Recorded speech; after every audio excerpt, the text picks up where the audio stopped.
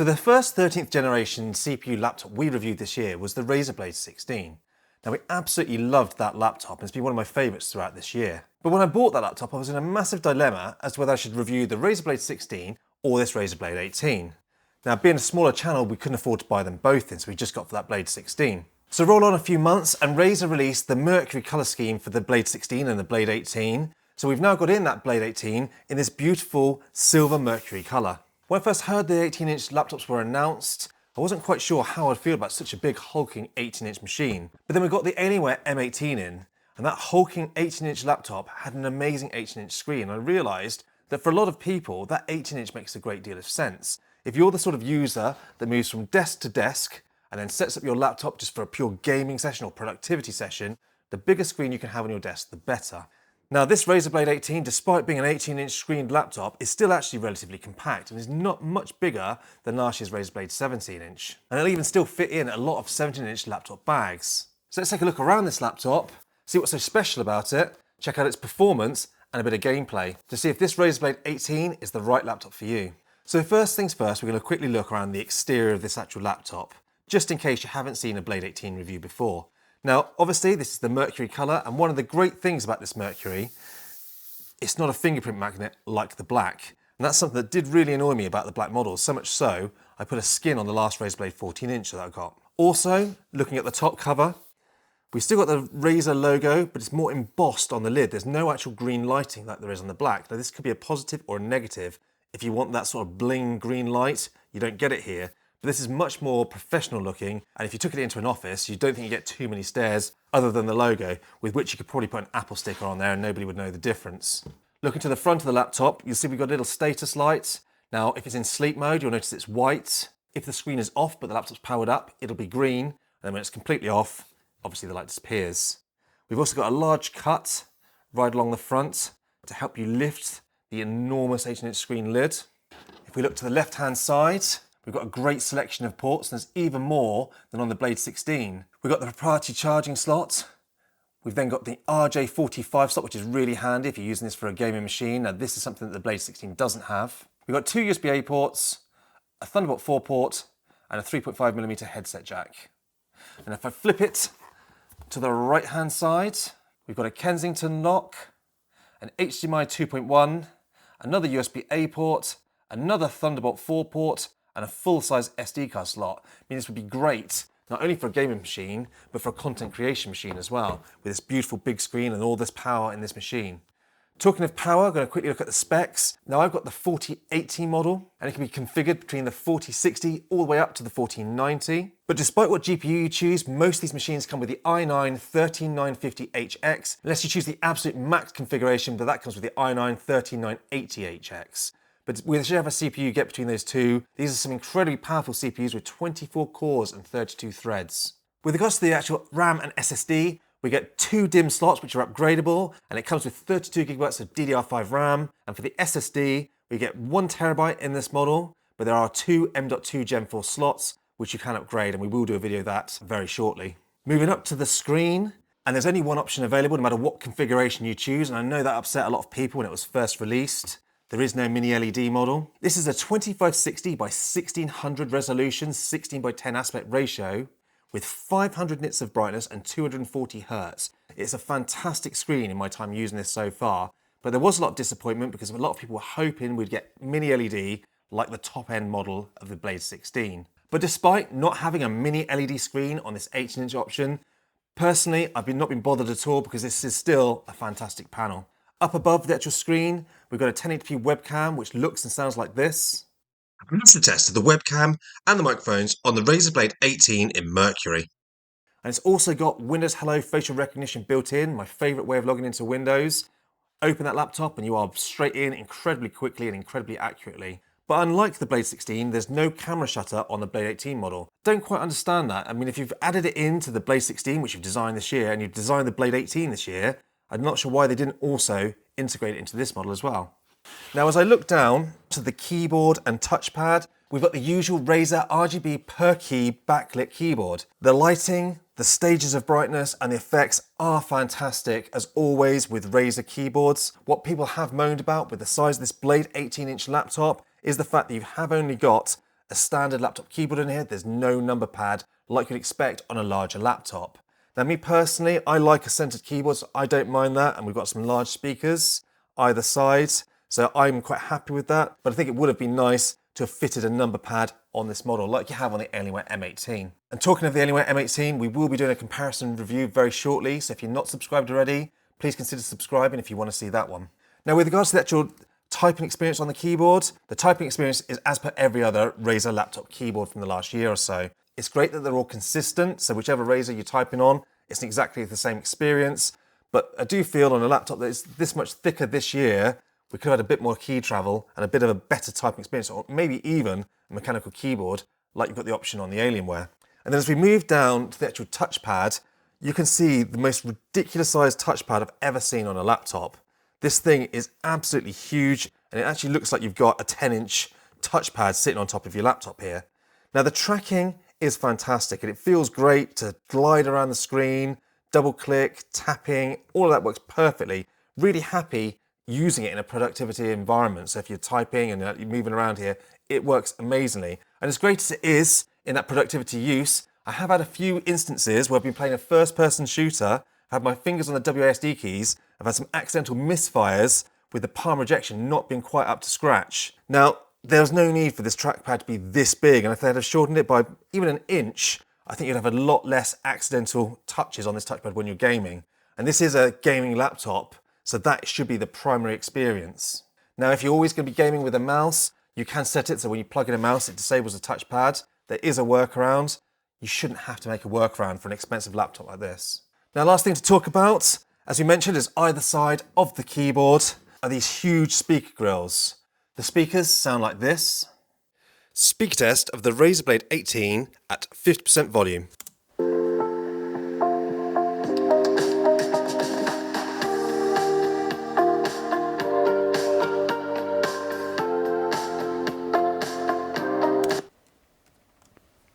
And 80%.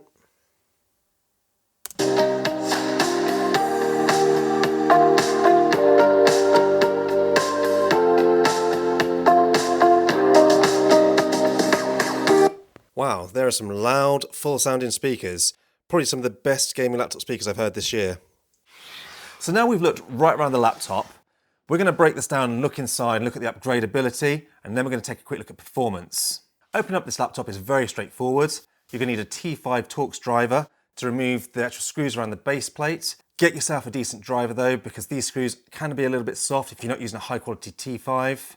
I've got my iFixit Essentials Toolkit. I find this fantastic for opening all the laptops that I review on this channel.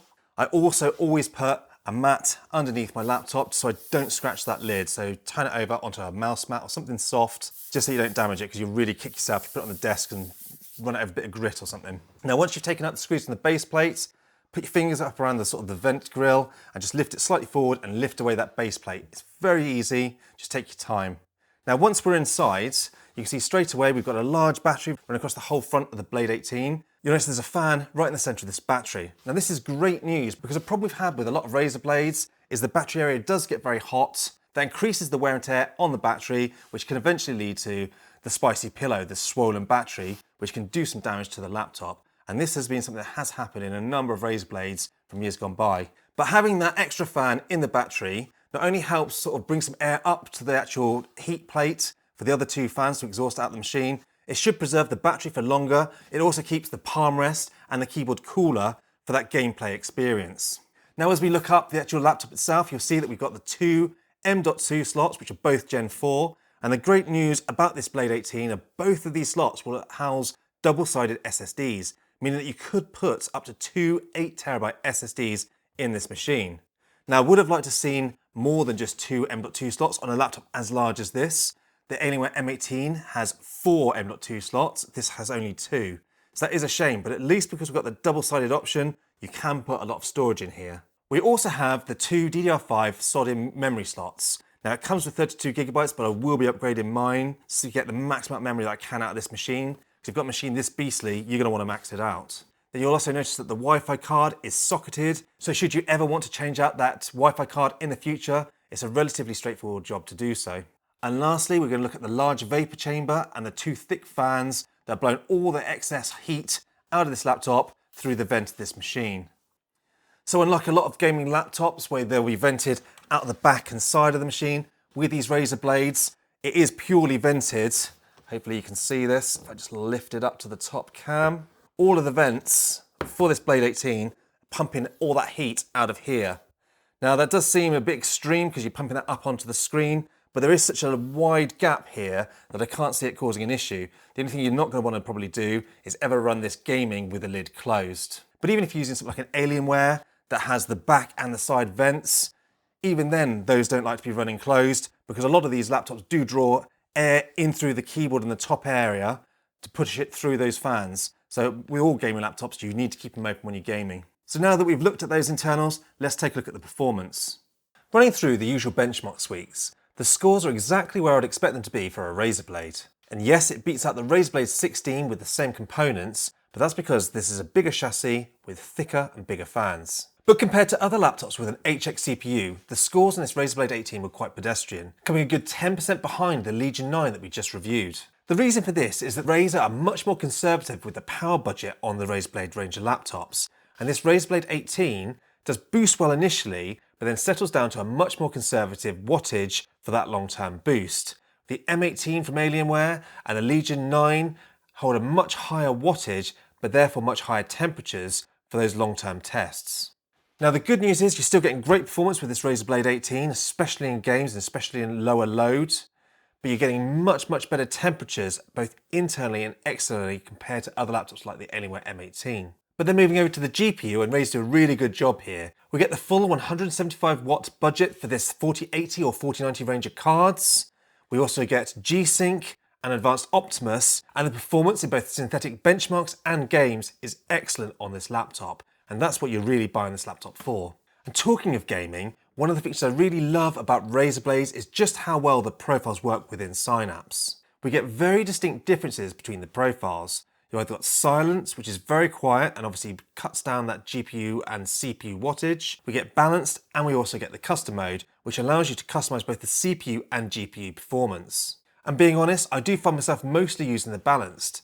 We're still getting great CPU performance and 130 watt on the GPU, which leads to much quieter gaming, yet better performance than any of the 2022 range of gaming laptops. Now another thing I love about this Razer Blade 18 is just how cool this laptop runs. Not only are the internal temperatures kept within check, I love how cool it is externally. Now this isn't always the case with Razer Blades. Being a full aluminium sort of chassis, they can heat up, especially those palm rests and the keyboards. But this Razer Blade 18, I've been extensively gaming on it for over a month now, and the palm rest and the WASD keys still remain really cool, which is one of those things I absolutely love in a gaming laptop. I hate nothing more than a hot palm rest or hot WASD keys leading to sweaty palms when you're gaming. And lastly, while we're on the subject of gaming, I want to talk about just how much I've actually enjoyed gaming on this Razer Blade 18. Now, as I mentioned at the beginning of the year, I wasn't sure whether I should get in the Razer Blade 16 first or the Razer Blade 18-inch first. I chose the 16 and I think I made a mistake. This Razer Blade 18 is so incredibly immersive for gaming, so much so that I don't feel I need an external display when using this laptop.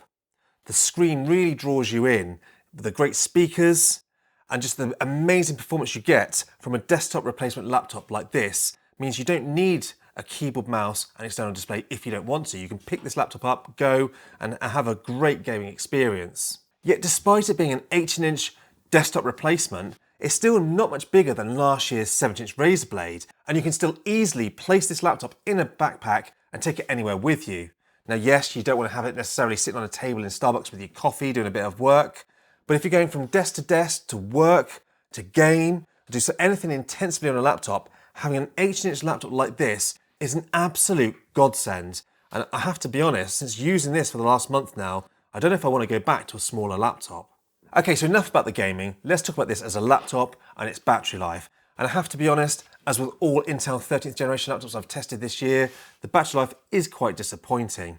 Running our usual YouTube streaming test over Wi-Fi at 200 nits of brightness, we scored 4 hours and 23 minutes. That's with Optimus on and the keyboard brightness down.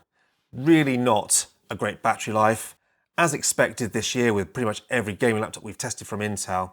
It's something we've kind of got used to now, and it is a real shame. It's something I wish that Intel would start working on, is improving their battery life. But the good news is, despite the battery life not being great, we do have power delivery with this laptop up to 100 watts, and plugging in a 100 watt PD monitor or 100 watt USB-C charger, you still get very usable performance on this laptop. So much so that if I'm just doing work or some light gaming, I'll happily just use USB-C from my 90 watt monitor and leave the power adapter in my bag. Talking of power adapter, with this Razer Blade 18 we get the 330 watt GAN power adapter, which is a very compact adapter with this laptop, making it a very compact overall package, and certainly something that I've appreciated with this newer range of gaming laptops. Okay, on to the conclusion. I have to be honest, I've got to hold my hands up and say this year I think I've made a mistake. When I chose at the beginning of the year between the Razer Blade 16 and the Razer Blade 18, I got that Razer Blade 16 in thinking it would be the better option of the two laptops.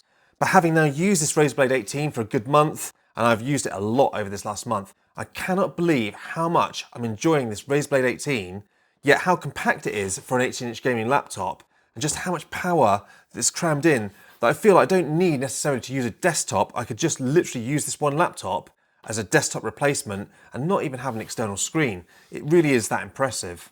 Now, having used this for a month now, I can see the Razer Blade 16 gathering dust, and I did intend to use that Razer Blade 16 for the year. What I also love about this 18-inch gaming laptop, yes, it is big, it's 18-inch, but it's only slightly bigger than last year's 17-inch. I can still fit it in a backpack, so it's still perfectly portable. That's something you couldn't say about the Alienware M18, which is very big, thick, and very deep, meaning it doesn't fit in many laptop bags, making it much more difficult to cart around. With this one, you don't get that problem. Now, the performance on this laptop, whilst not class leading, is still very, very good and is easily desktop replacement class machine, providing you get the 4080 or the 4090 model. I don't really think that you should be going out and buying the 4060 or the 4070 version unless you're really struggling with funds. I can't see the point in getting such a massive desktop replacement and then putting in a 4060 or 4070 in it. Get at least the 4080 if you can afford it, because that really is a fantastic GPU. I also want to quickly touch about the colour of these laptops. Previously, I've always bought the Razer Blades in black. They are complete fingerprint magnets. Even with the newer coatings, they do show up fingerprints like crazy. You do get that green lit logo with the black version. But having bought this Mercury version for this Blade 18, I cannot see myself going back if I get the option. I've been absolutely in love with this Mercury colour. It looks much more professional. You don't get fingerprints, anything like you do on the black. I think it looks fantastic. And the biggest problem I'm actually finding myself with now is the fact that I want to get Mercury accessories rather than the black that I've currently got sitting on my desk. And that's going to cost me an absolute fortune. And talking of fortune, I want to talk about the biggest con with this laptop, and that has to be the price. This laptop cost me £3,700. That is an absolutely crazy price. You need incredibly deep pockets to buy one of these laptops. You could buy yourself an Alienware M16, an M18, or a Legion 7 for a hell of a lot cheaper than this laptop. But that said, if you have the money to spare, if you particularly want the build quality, the colour, the look, the aesthetics, this is still an absolutely fantastic laptop. And personally, for me, I'm happy to pay that little bit extra to get the laptop I want rather than trying to save a few pounds to buy a more economical laptop. But that's me. I'd love to know what you guys think. Would you consider paying this much money for a laptop? Let me know in the comment section down below. I'd love to know what you guys think. And as always, thanks for watching.